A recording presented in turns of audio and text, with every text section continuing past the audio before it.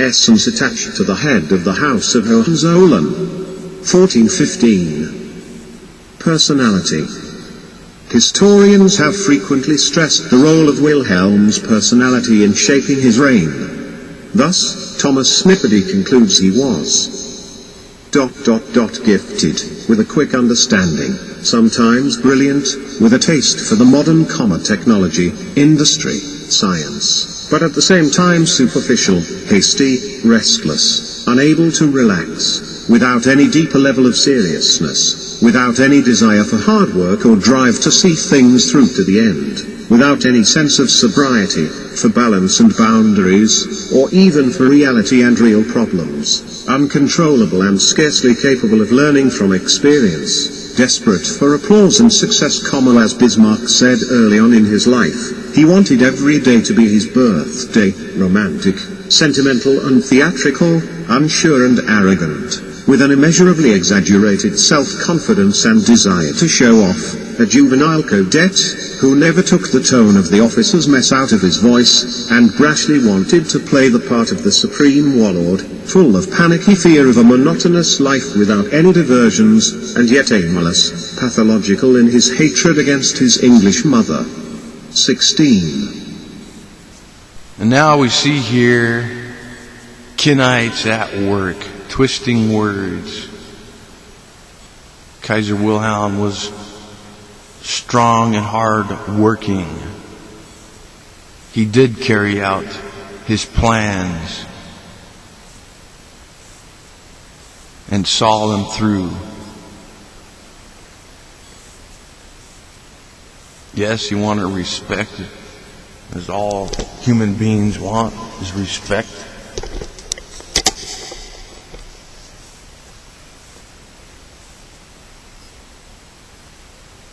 Sure, he probably is romanticist, sentimental and theoretical, and to say he hated his English mother was false. He just couldn't stand the arrogance of the English. Couldn't quite understand the arrogance of the English.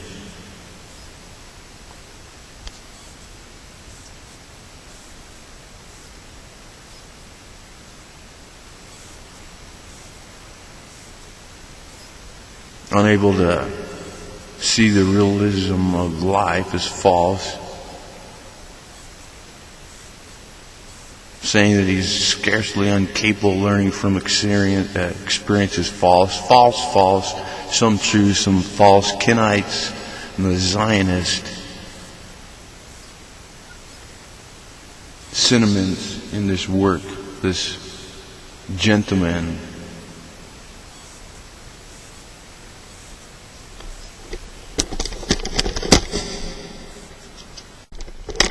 At the same time, I think you recognize the limits of what he can and cannot do.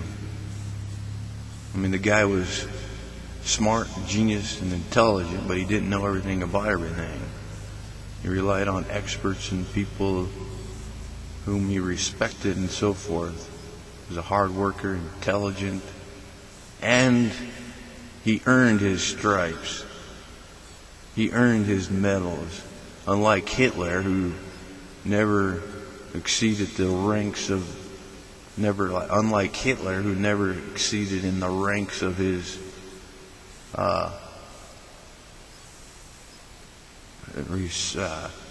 exceeded in the ranks of the officer classes. Far more intelligent than Hitler. More clever than Hitler. Hitler was just a dumb moron. On the other hand, Hitler didn't earn his stripes. Kaiser earned his stripes and his medals, and worked hard for them and earned them. Hitler didn't. He never succeeded in the ranks of the military into the officer classes. It was Hitler who gave Germany a bad name.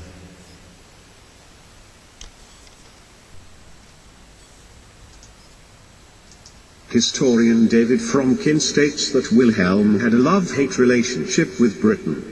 17. According to Fromkin, from the outset, the half-German side of him was at war with the half-English side. He was wildly jealous of the British, wanting to be British, wanting to be better at being British than the British were, while at the same time hating them and resenting them because he never could be fully accepted by them. 18. Langer et al. 1968, emphasized the negative international consequences of his erratic personality. He believed in force, and the survival of the fittest in domestic as well as foreign politics. William was not lacking in intelligence, but he did lack stability, disguising his deep insecurities by swagger and tough talk.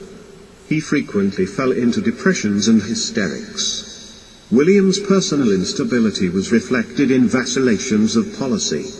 His actions, at home as well as abroad, lacked guidance, and therefore often bewildered or infuriated public opinion. He was not so much concerned with gaining specific objectives, as had been the case with Bismarck, as with asserting his will. This trait in the ruler of the leading continental power was one of the main causes of the uneasiness prevailing in Europe at the turn of the century. 19. And again we see some part truths and some truths and falseness in that particular segment. Kenites, the Zionists, who are Kenites, twisting words, giving a negative perspective on Germany, saying that he's a vacillator is false. He probably suffered from bipolarness. Manic depressive, probably, unfortunately, that was not, he probably suffered from bipolarness, because, then there wasn't really anyone could do about that, because they didn't have the kind of medications they had nowadays to fix that. And it is true that there was a love-hate relationship between his English side and his German side. But there has always been a love-hate relationship with the monarch in England and the United Kingdoms.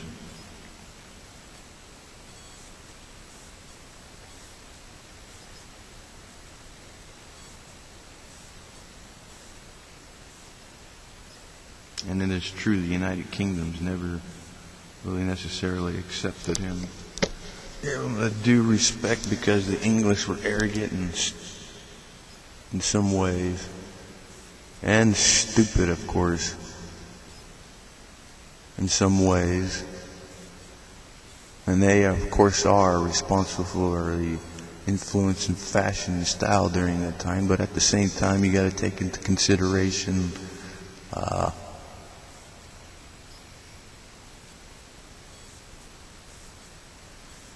he's a product of his time, and the reason why there's so much negative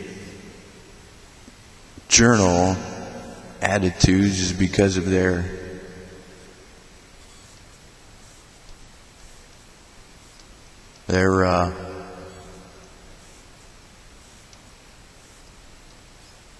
propaganda against the German Empire during that time.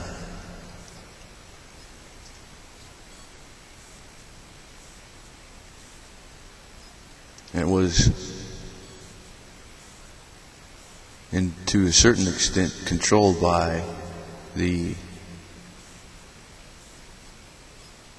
ideas of the United Kingdoms, the Franco-Russian alliance, and so forth.